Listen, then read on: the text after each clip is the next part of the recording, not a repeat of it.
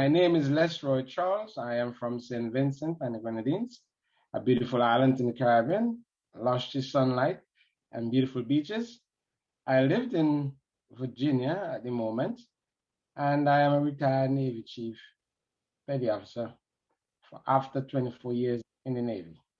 After my mother first migrated here, and I migrated for the hope of a better life and opportunities, more opportunities. Yeah, I was a teacher before I migrated here, so my life was very much comfortable. The cost of living was not too bad either, and we have quite a bit of fresh fruits and vegetables that was freely accessible, and so it was very it was a beautiful life.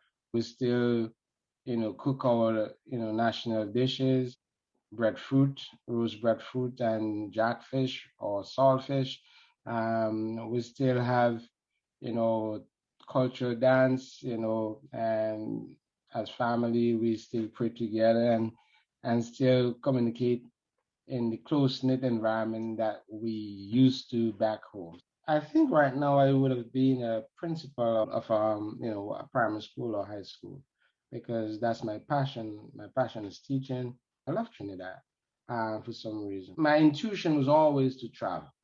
I was always thinking about either the Arab countries or even Africa per se, because I want to see where I came from and how the resemblance of the culture that I am now in. So everybody was saying, okay, it's better opportunity and better this and better that. But what they never told you is that you have to work for those goals that you wanted to.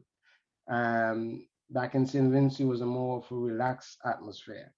In America, it's a hustling atmosphere. You have to always hustle for the things that you wanted. Coming here and say, okay, I'm going to find a pot of gold is not as easy as people might want you to believe. So get a plan, do some research, and see, okay, the place that I'm going, what is it that I'm going to be expecting, and how I'm going to get some of this stuff. Ask people that are already there. Inquire and say, yeah, this is what I wanted to do. Give me some advice of what should I do to make myself fit in to that environment. I miss the sunlight so bad. I came up October time frame, which was the heart of winter. The fall going into winter. And my first snowstorm, I was not prepared. I had on a light t-shirt and a light jacket, and I was out there, and the snow came down, and I was frozen. But most of all, I really missed the camaraderie of friends. I could walk, in St. Vincent, I could walk from, the north to the south of the island, the small island. But I could walk there, and I was not afraid of anybody, try to mug me or try to, do stuff. But when I get to America, it was a different story. I wish I could bring all my friends to them, to be honest with you. I have so much good friends and family still back there that they could be here with me because I am a family type person. I love my family, and what good come about with me, I want them for everybody, especially the ones close to me. My mother, and God bless her soul, she passed on, and it's now 12 years, but she had made it easy and comfortable. I know she was being protected, even though I was 21 years when I got here, but she still, treat me as her baby.